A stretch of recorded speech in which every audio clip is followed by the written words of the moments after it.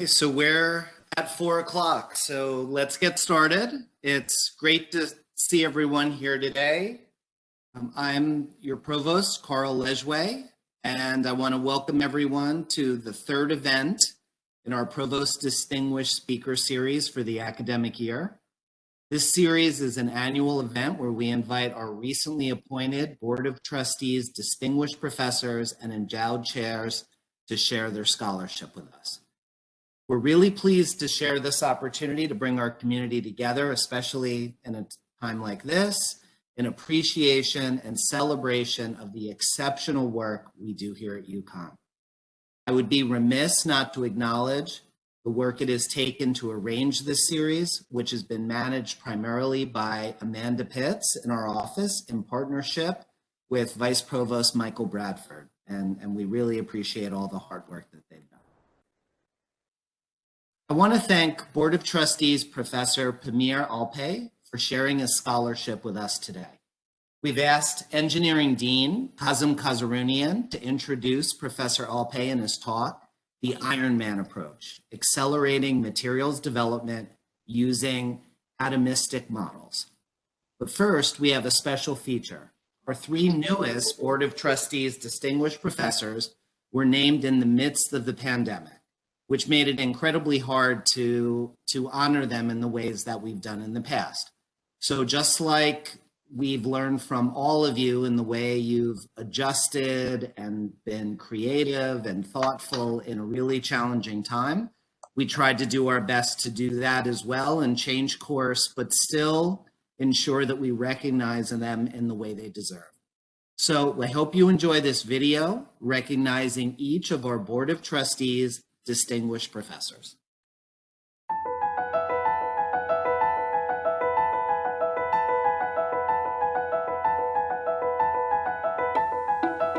Hello, I'm President Tom Katsouleas.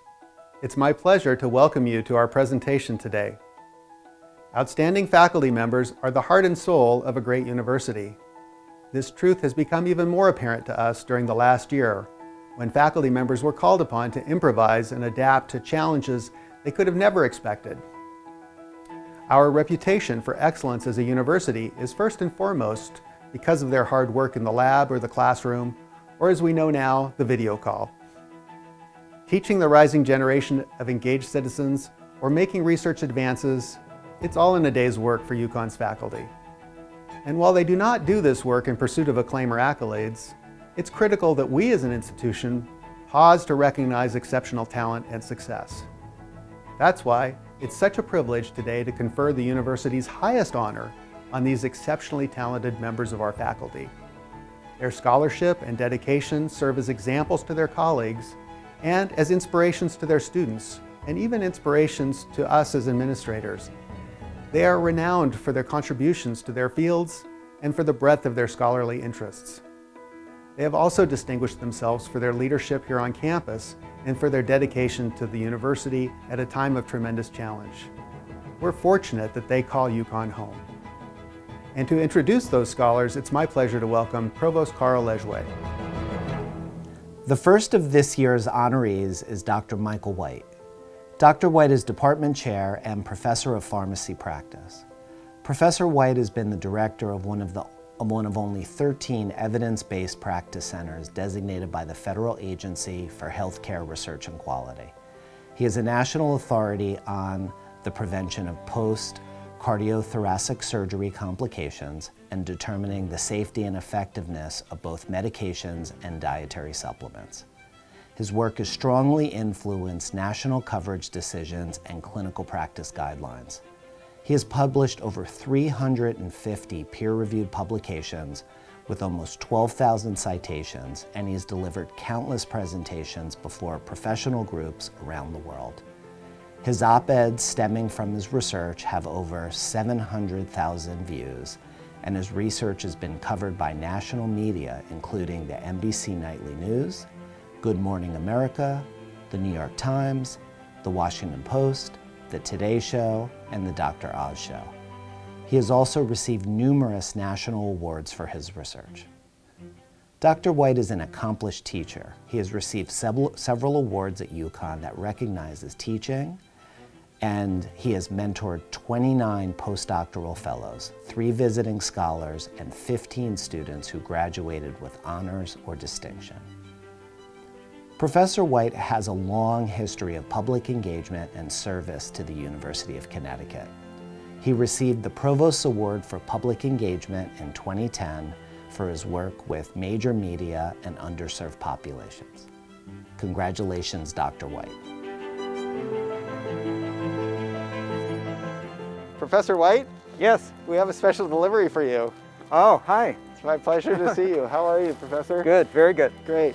On behalf of the Board of Trustees and the entire university, congratulations. Thank you. We're so pleased and honored to have you on our faculty, and you so deserve this recognition. So thanks for all you do for UConn, and we look forward to all the leadership you'll continue to provide.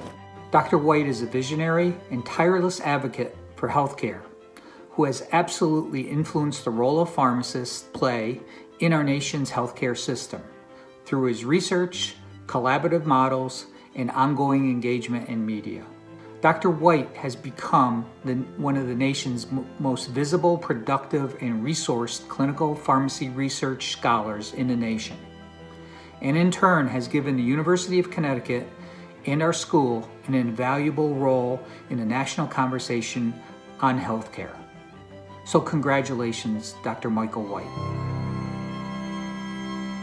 Our next honoree is Katharina von Hammerstein. Dr. von Hammerstein is Professor of German Studies in the Department of Literatures, Cultures, and Languages, and member of the Human Rights Institute's leadership team at the University of Connecticut. Her PhD was awarded by UCLA. Professor von Hammerstein's interdisciplinary and international research is located at the intersection of literary criticism, post-colonial studies, gender studies, war studies, and human rights. Her 12-book publications and more than 70 articles about German, Austrian, and Nambian literature between the late 1700s and early 2000s analyzed textual representations of human rights issues, autobiographical writings as political voices, and questions of gender and race. She has been the recipient of many national and international grants and has given numerous presentations on her research in the US and internationally. Professor von Hammerstein's teaching is inspired by her scholarship and creativity and has earned her the university-wide Faculty Teaching Award. Her courses range from large general education lectures on German film to upper division and graduate courses on German Romanticism, German culture since Martin Luther, and German African connections. She inspired many a student to add a global component to their studies, not least by introducing grant-supported programs to UConn and other universities to help students use their knowledge of second languages and cultures in their disciplinary majors and career preparation. She has been major graduate advisor to approximately 75 master's students and PhD students. She has an exemplary record of service at UConn and at the national and international level in her field. Congratulations, Dr. von Hammerstein.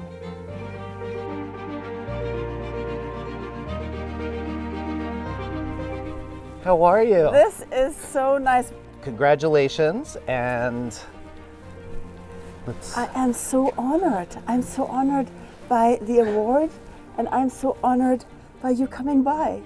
This is an incredible accomplishment that is very well deserved. You are a wonderful colleague. You are a world-class scholar with an amazing, vast, rich intellectual and academic production. And you are a dedicated, skillful, caring, beloved teacher and mentor for both undergraduate and graduate students. So you have it all, and I can't really think of a person that is more deserving of this important recognition. Congratulations, and if you allow me, in the language of Goethe, I'll raise my coffee mug and say, Herzliche Glückwünsche. our final honoree is Dr. Pamir Alpay. Dr. Alpay is the General Electric Professor in Advanced Manufacturing in the Department of Material Science and Engineering and the Executive Director of UConn Tech Park. In the latter role, he has excelled in outreach, having hosted workshops and symposia connecting over 500 professionals and government leaders on current topics ranging from sustainability, cybersecurity, energy, advanced manufacturing, and support for small and medium-sized businesses. In research program development, Dr. Alpay has led efforts to establish centers that offer infrastructure to support, develop, and expand research, and he has secured external funding for over $16 million as PI or co-PI. He received his PhD in 1999 from the University of Maryland and joined UConn's Department of Materials Science and Engineering in 2001 and has served as department head. Professor Alpay's research focuses on discovering new phenomena in diverse material systems. He employs tools from quantum mechanics computations to basic thermodynamic models to advance understanding of materials' properties across multiple length scales, and his work has been widely recognized with several honors. He has over 200 publications, which are internationally recognized and extensively cited. Professor Alpay is also a committed teacher and advisor to both graduate and undergraduate students. He has excelled at graduate student advising, particularly in mentoring minority students and women, and over half of his advisees have received awards either from the university and/or national and international organizations. He's the recipient of an NSF Career Award, UConn School of Engineering Outstanding Faculty Advisor Award, and the AAUP Excellence in Career Research and Creativity Award. Congratulations, Dr. Alpay.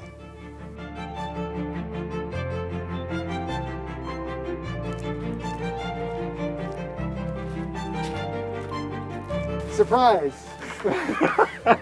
We're here to present you your certificate as the Board of Trustees Distinguished Professor. Thank you for all you do for UConn. On behalf of UConn and the Board of Trustees, it's my pleasure to present you with this certificate. Thank you so much. This is Congratulations. such a great honor. Thank you. This distinction honors his achievements, but it is also an opportunity for our community to celebrate a brilliant scholar, a passionate teacher, a thoughtful mentor, a prudent leader, and an exceptional gentleman, colleague, and friend. Pamir, you make us all proud. It's been my pleasure to share congratulations for these amazing faculty. They're truly a credit to all of UConn.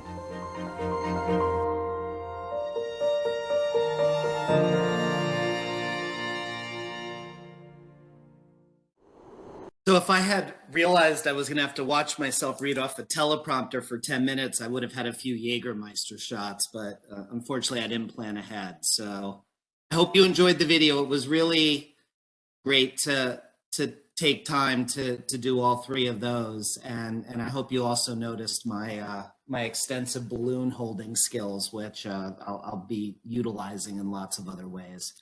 So now we get to the particularly good part.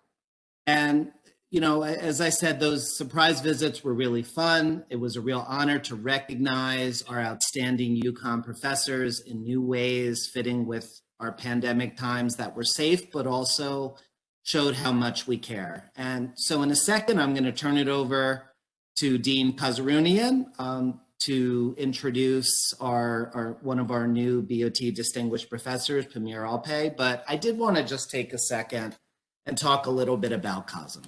He's been a dean here at UConn since 2012, but he's actually been at UConn since 1984. And I got to see some pretty great pictures of him back in the early days. He's really an accomplished mentor, started in how he worked with students, but particularly now in how he's developed faculty and staff. He's a visionary in his goals for the school across student success, research excellence, and economic impact on the state of Connecticut. And I was actually reading an article of where he talked about these goals about 5 years ago, or actually at the start of, I believe, when he became dean, and they are almost exactly fit within President Katsilas' three kind of priorities for the university. So that was really nice to see. He's had an enormous impact on the school, leading significant increases in enrollment and research awards. He's been truly foundational in developing industry partnerships with companies like Pratt & Whitney, Synchrony, and Comcast.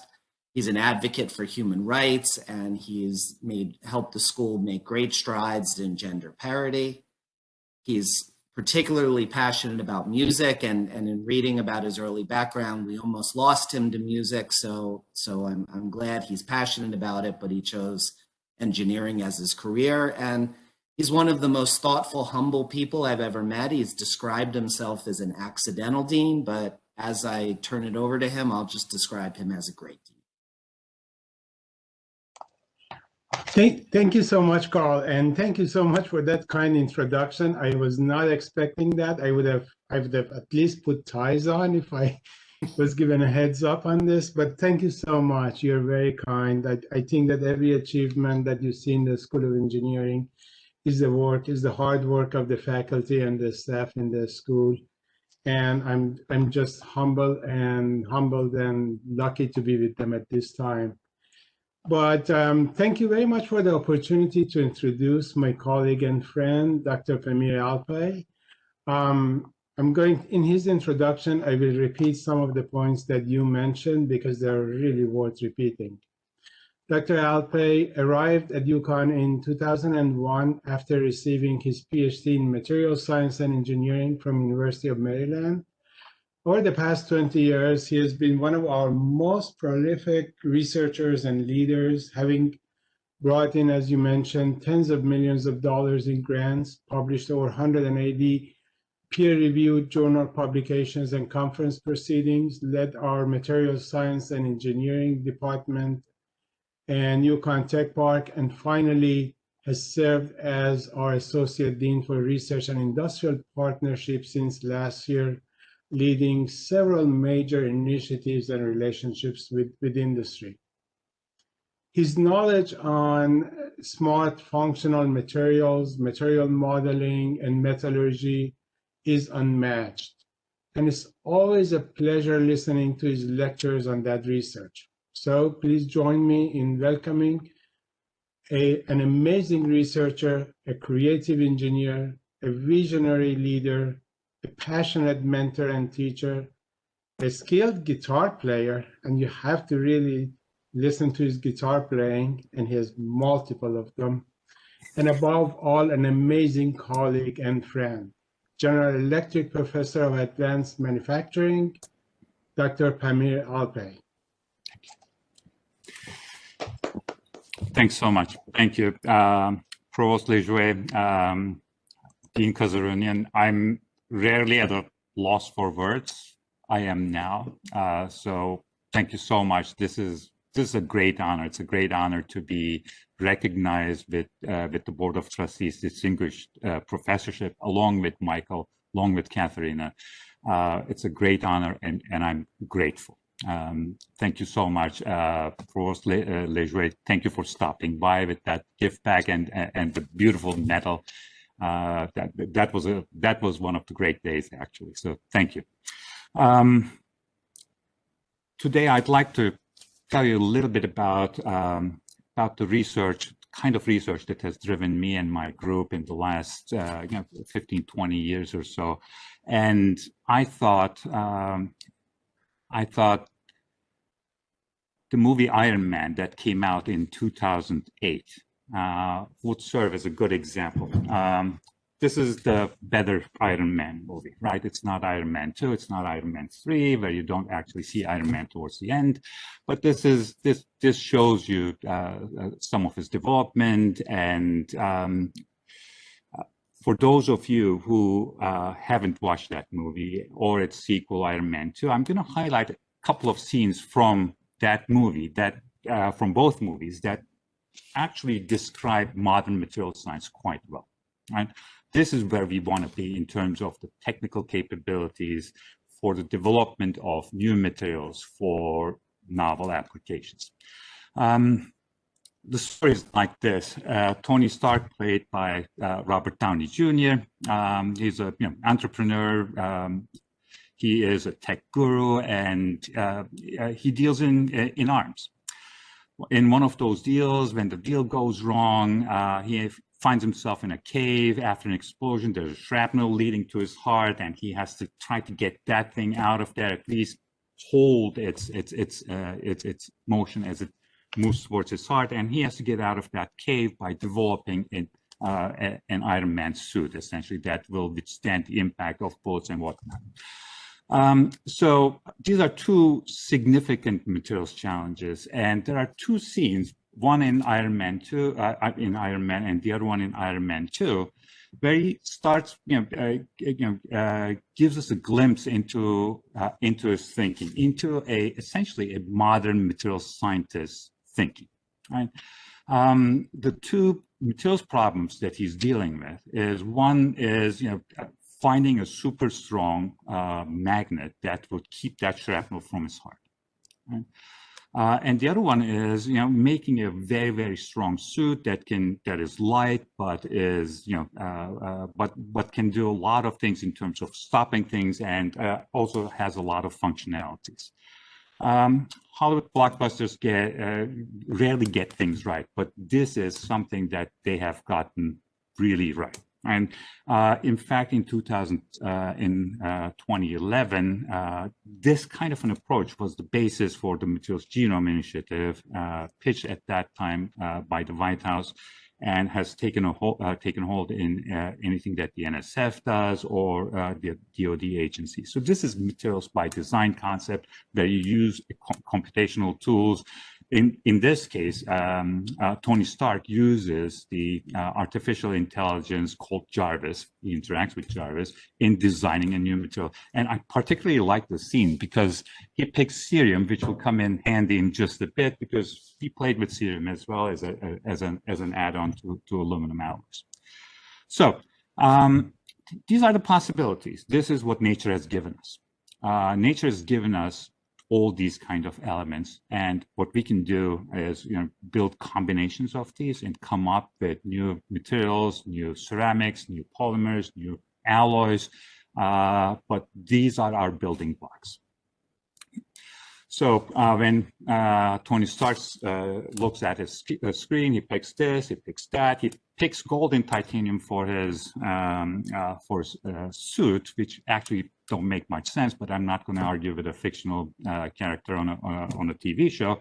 But the two problems that he's trying to address are related to finding novel materials for applications that are really out there. The reality of things is completely different. Those of us who are in the materials development business know that the industry is extremely conservative in terms of what kind of materials they want to use.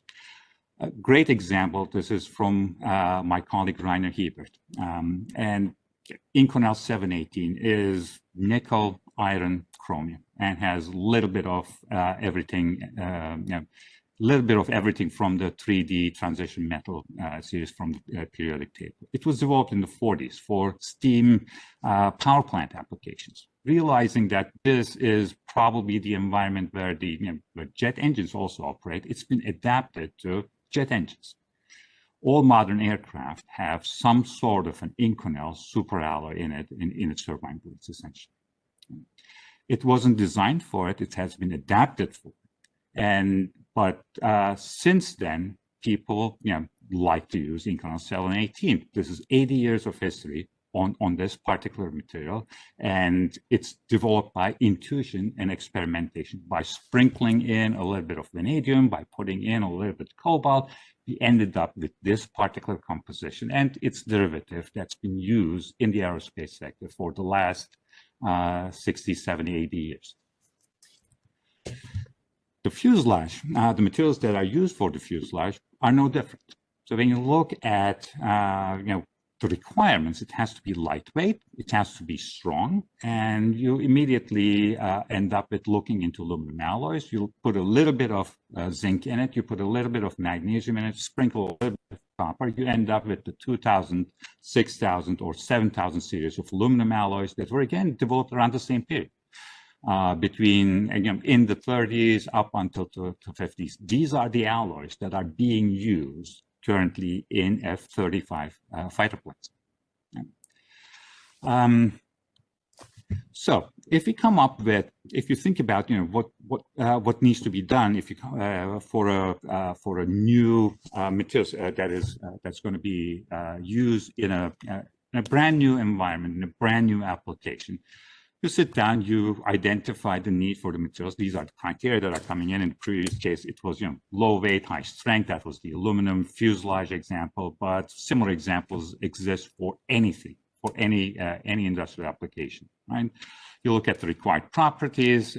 If these materials do not exist you can't pull them off the shelf like people have done with Inconel or the 6000 series aluminum alloys. You start experimenting with some of the existing compositions, and typically coming up with a new material for this particularly new application takes 5 to 7 years. It's not an easy process. You have to understand the properties, structure correlation, and as you build this up, there's a lot of cost that's being accumulated along the lines. If you're in in aerospace sector, you immediately double the price, double the time for that, because people's lives depend on it. Right? So that 5 to 7 years all of a sudden becomes half a generation, essentially, if you look at it. Now, with the tools that we have right now in terms of computational power, whether this is through materials modeling, through calculating properties, by data mining of existing data, by looking into database development and management and using machine learning tools, we can actually accelerate this process, accelerate this significantly. This forms the basis of what is now called materials genomics or integrated computational materials engineering. This is an area that has always interested me, and we've started developing models along these lines ever since I got to UConn. Now, there are fundamental issues with coming up with computational tools that will at the end give you the property space for a given application, right? Certain properties of materials are determined at the electronic level, at the atomic level, right? You require first principles type of calculations for these, and I'm going to go into that in some detail. At a larger length scale, you look into molecular dynamics type of stimulations. These are atom-atom interactions. Thermodynamics and kinetic type of models describe what happens when take into account the finite temperature effects. When you're looking at how things move as things proceed at a given temperature. Phase field gives you something about the microstructural correlation and tries to relate microstructural development to certain thermodynamic and kinetic factors. Then you end up with what a lot of us engineers know very well, with a finite element analysis where you do continuum level modeling to describe the properties of the thing that you're making. Right? This is easier said than done, though, right? When you look at all these 5 different ways you can model and the length scales that are associated with it, currently we do not have the tools to allow for significant handshaking between these 5 different bullet points. Maybe between 3 and 4, but certainly not between 1 and 2, certainly not between 1 and going through 1 until you get to 5. Right? These are the challenges that have been recognized in the community, and when you look at some of these, opinion papers or things that several materials societies have put out, you'll see, a couple of covers that I've lifted here from the materials, from the minerals, metals, and Materials Society. But when you look into Materials Research Society and others, you'll see similar opinion pieces, similar position papers in the field. How do you bridge those gaps between scales, and how do you build a successful data infrastructure that will deal with materials properties, and how do you use these in manufacturing conditions. In the last 7-8 years, my group has been working on describing materials properties at the electronic/atomic level. For this, you require quantum mechanical tools. We have the relevant equations that govern the physics of this, What you see there, the seemingly harmless many-body Schrödinger equation is very, very difficult to solve. It contains in it, it looks like a very simple equation, and I'm going to open it up just a little bit, but it looks into nucleus-nucleus, electron-nucleus, electron-electron interactions, and for a many-body problem. Just to give you an idea, we can solve this equation explicitly only for a hydrogen atom. Everything else has to become a simulation, has to become a set of approximations which form the basis for many different quantum mechanical methods or the density functional theory that I'd like to describe in just a few words in the next couple of slides. So what you can do at the end, if you design your system, if your many-body systems, in our case, in most of the cases, this doesn't exceed 1,000 atoms, because that's where the limit of our computational power lies. And you can look into certain things that are controlled at the electronic level and try to describe properties of novel materials by using computer experiments. This way, you don't have to go through the painful way of trial and error of making new materials, trying them out, and discarding them when they don't work out. What you can do through these kind of approaches is you can come up with something that would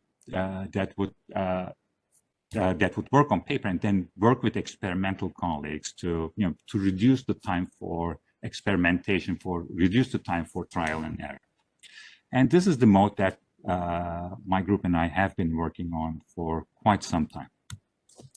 The theory behind it, as I said, is well established. It's a 1998 Nobel Prize to Walter Kohn and John Popel.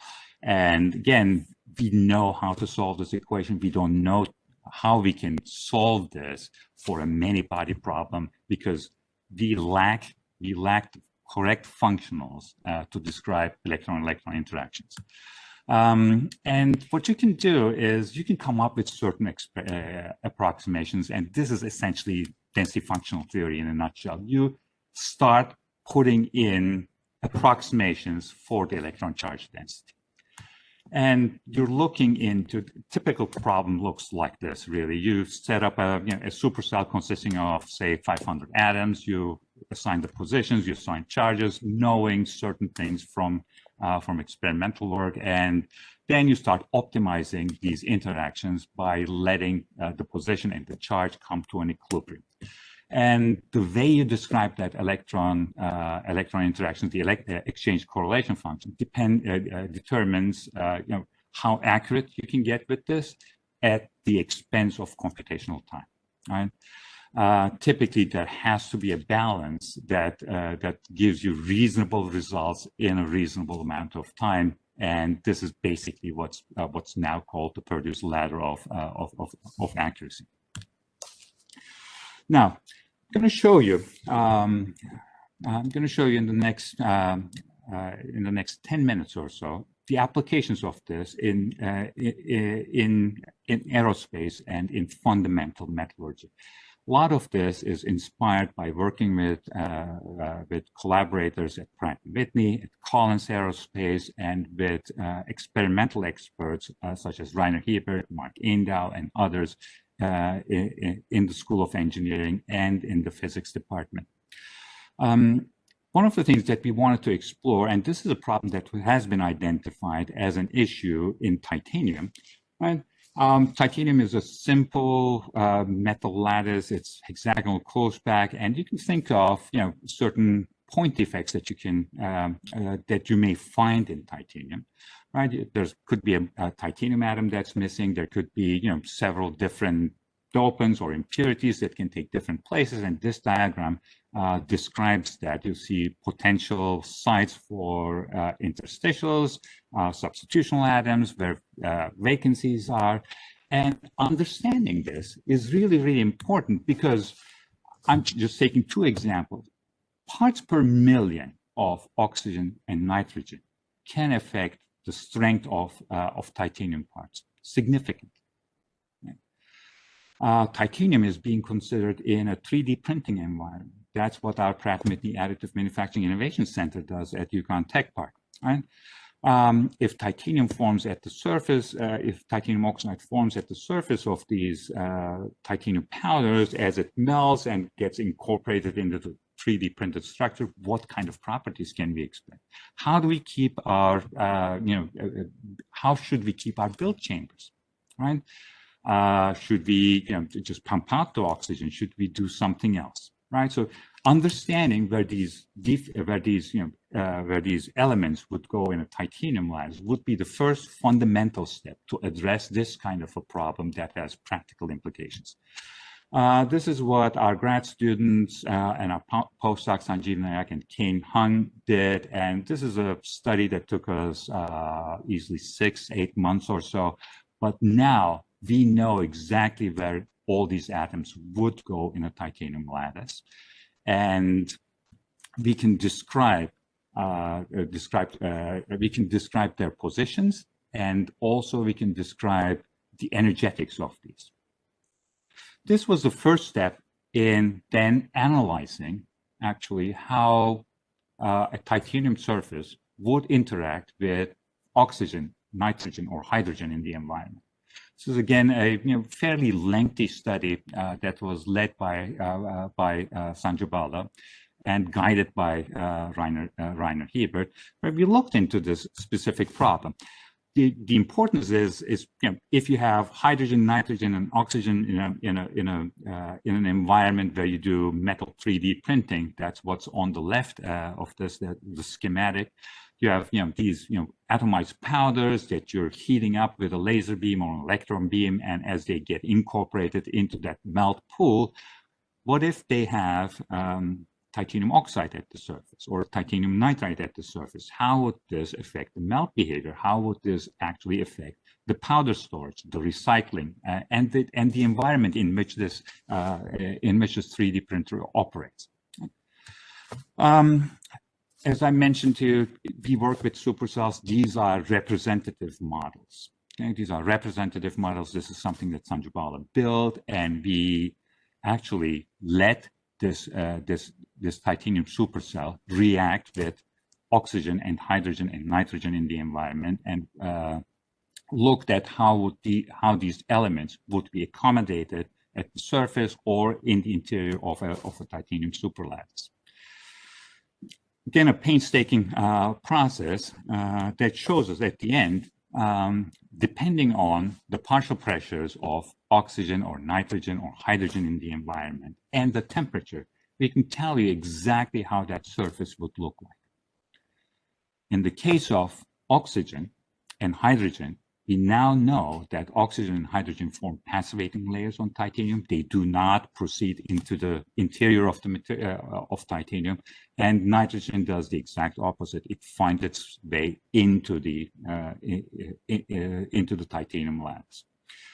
From this, we were able to come up with a recommendation that tells Pratt & Whitney engineers, that tells Collins engineers that if you'd like to store these titanium powders, you better store them in an environment where they can't react with oxygen or nitrogen. Or if you'd like to store them in a regular ambient environment, if you're going to be doing a 3D printing of this, you better heat it up first so that you get to clean titanium surfaces before starting the 3D printing process. The most Iron Man related research that we've carried out in the last couple of years is again the work of Kane Hung and Sanjeev Nayak. When you try to manufacture aluminum alloys in an additive manufacturing or 3D printing environment, they usually crack. the alloys that were developed in the 30s and 40s, the 2000, 3000, 2000, 6000, and 7000 alloys, when you put them in an additive manufacturing environment, you form cracks, and the material on the part is useless.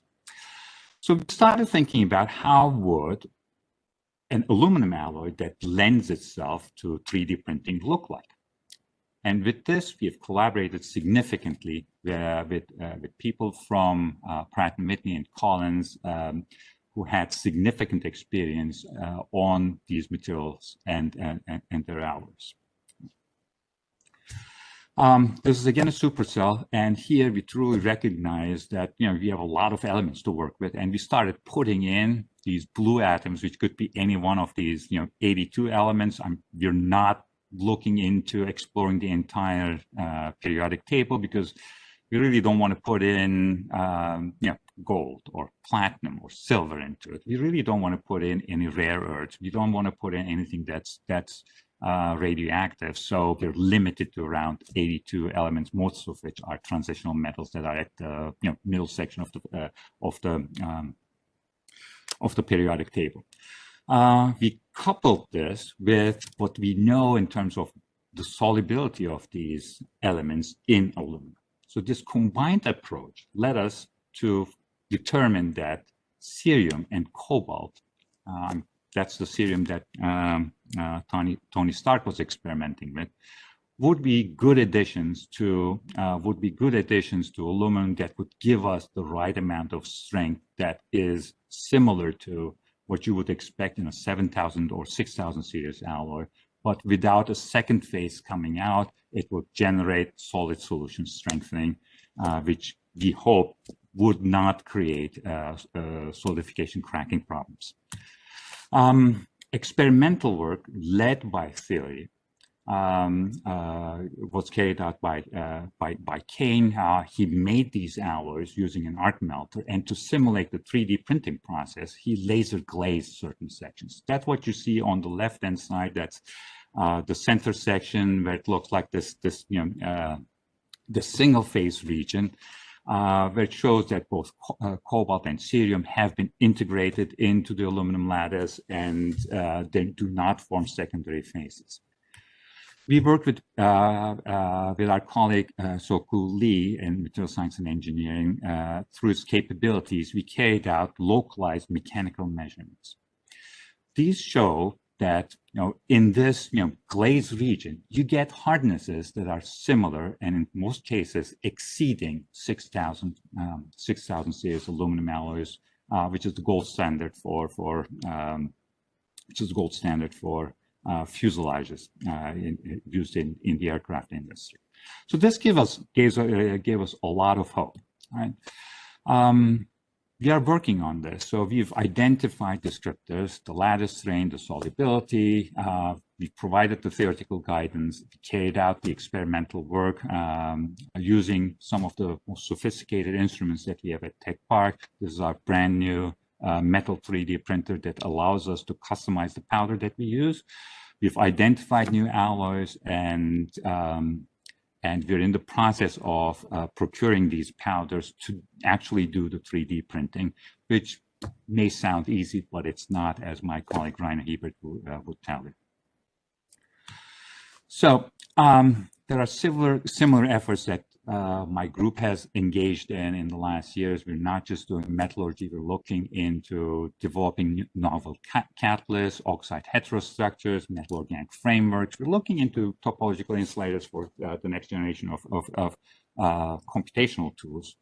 Electrorestrictive ceramics, we're looking into ferroelectric oxides for memory and charge storage applications, but the principles remain the same. How can we come up with new materials that lend themselves to these particularly interesting novel applications? These include, for example, exploring carbides for armor applications and coming up with new aluminum matrix composites. Before I finish, I'd like to give you, a sense of the length scale. I mentioned that in most of the models that we're using, we're employing supercells that are at most 1,000 atoms. Right? 1,000 atoms is 10 it's probably 5 nanometer cube or something like that, right?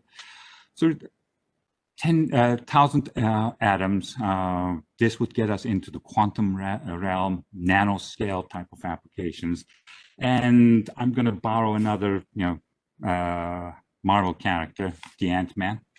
When you get to the micron scale, you're actually dealing with, 10 to the power 16 atoms, right? That's where the Ant-Man is, especially in the first movie. In the second one, it goes into the quantum realm, which really makes no sense. But then again, not going to argue with fictional characters.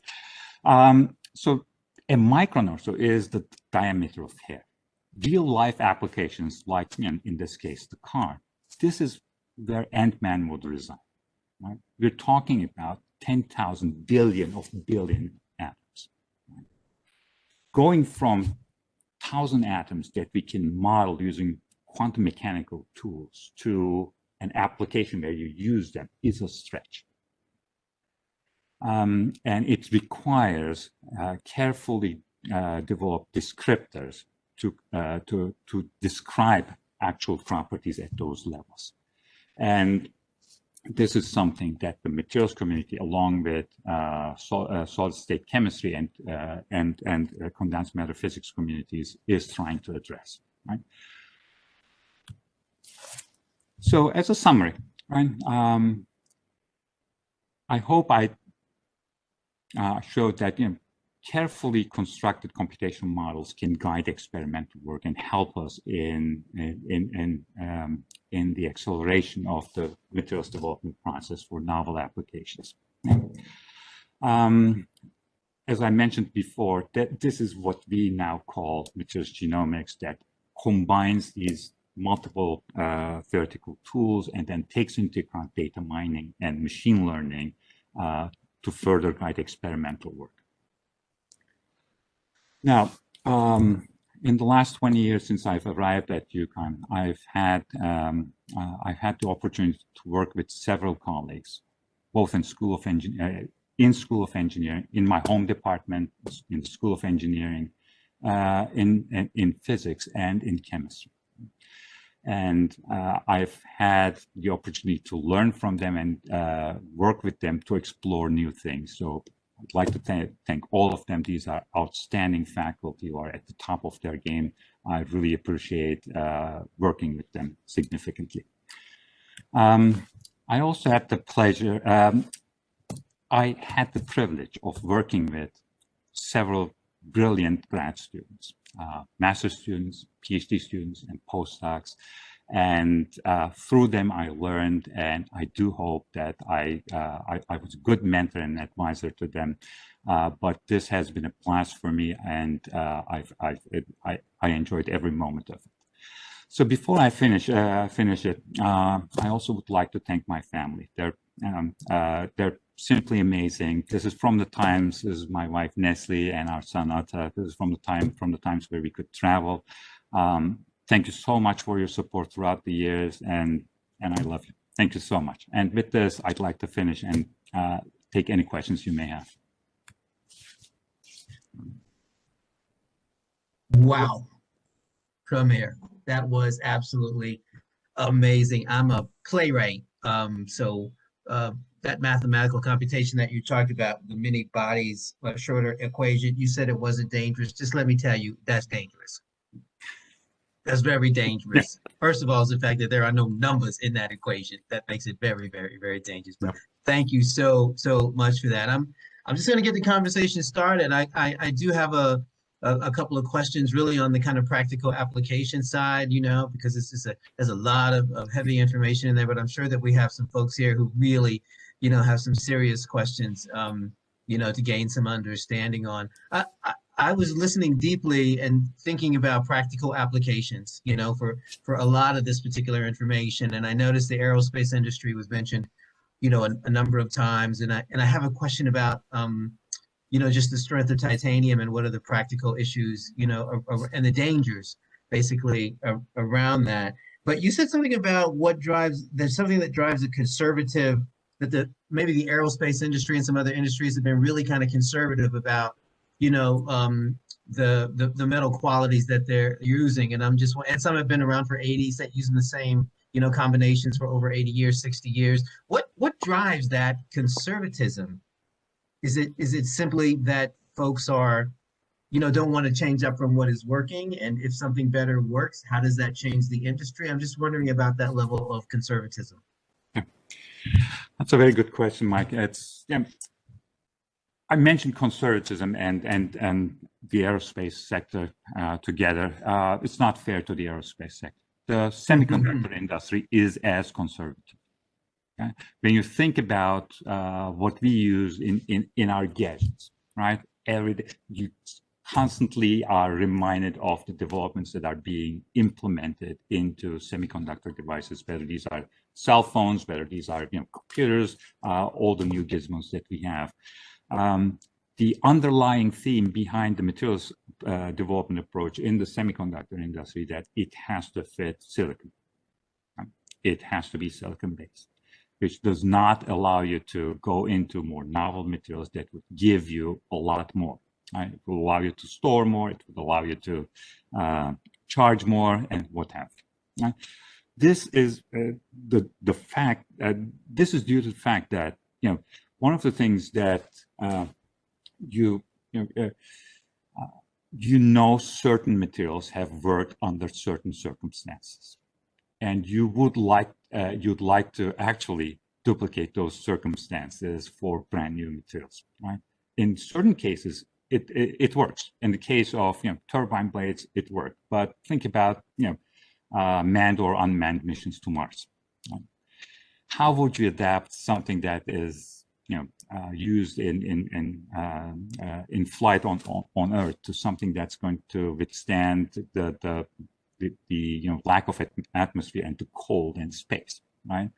So for certain things, we know certain materials work really, really well, and we want that to continue. But if you're looking into, for example, things that will allow us to convert energy more, whether these are going into fuel cells, whether these are going into anything that will help us store charge, right? Mm-hmm. You better come up with newer materials that will allow you to get to those goals for which existing materials have not been developed. Very long question for a short question. Very long not at all, but the practicality of it is what really absolutely fascinates me. I mean, what do you think is probably the next frontier on the use side? Like what will we have to be thinking about developing on the use side? You know, and I was listening deeply about the handshake number. You know, there's a bridge here, there's not a bridge here, there's a bridge here, and not a bridge here. And I'm wondering, wow, what happens when you create that bridge? Like, what new possibilities open up when you create that bridge? But also on the other side, what new applications are we looking at in the future where we'll absolutely need to develop new combinations? Yeah. So I'm going to go back to Iron Man. I'm a comic geek, so we could do Iron Man. We could do Iron Man. And what he does with Jarvis, right? He sits in front of his computer, that interface, that AI machine learning capability that he has in front of us. I think that's when the handshaking between different levels of modeling have worked. Mm-hmm. If you have that kind of an interface, you've already developed that kind of a knowledge, right? And there are a couple of scenes in the first movie. There's that particular scene in the second movie where they actually designed the material based on their properties with Jarvis, right? You'd like to be able to use the machine learning capability that our colleagues in computer science and engineering are developing, and adapt these and use these actually to develop an artificial intelligence that will let you do the things that you see in that movie. Wow. And second thing, as I mentioned, for things that really do work, right, you don't need to go through this cycle. We know certain things work. We know steel works for construction, right? Mm-hmm. We know concrete works for construction. When you look at your next generation of electronic devices where you really would like to shrink everything even further, that's when you come to the limit of what you can stack up in terms of the physical dimensions. So what do we need to do when you go into applications such as quantum computing? The demand on computational power is not going to decrease, it's going to go up. The demand on clean energy is not going to go down, it's going to go up. The demand on cleaner sources of energy for the transportation business is going to go up. And these kind of approaches would be perfect for that kind of for those kind of applications. Wow. Whew. It's getting complicated, but it's really fascinating, absolutely fascinating. We have a question, Pamir, actually in the chat. I'm just going to read it out to you. It's from Brian Huey, it looks like. The question of possible interest in the general public. Some would say that Elon Musk is the real life Tony Stark. He's certainly pro materials. What are your thoughts? And it's not very surprising that Elon Musk actually hired the first generation of engineers that worked on the materials genomics project. Really, so that's the he hired them away. He hired them away from Apple, actually, if I remember correctly. These are the particular set of PhD students that came out of I think Northwestern or so, and found first employment in Apple in the development of the new alloys that go into the MacBook Pros and the iPads, and then they were hired by Elon Musk. I would agree with Brian. Fantastic. Well, we really have time for maybe one more. We've just got a couple of minutes left. If somebody else would like to jump in with a question, we've got time to be amazed again by my friend Pamir.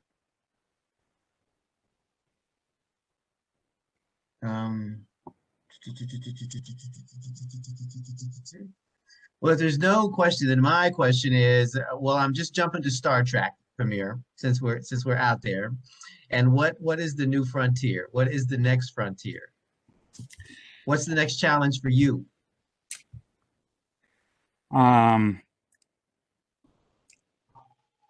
Michael, do you remember the food replicator?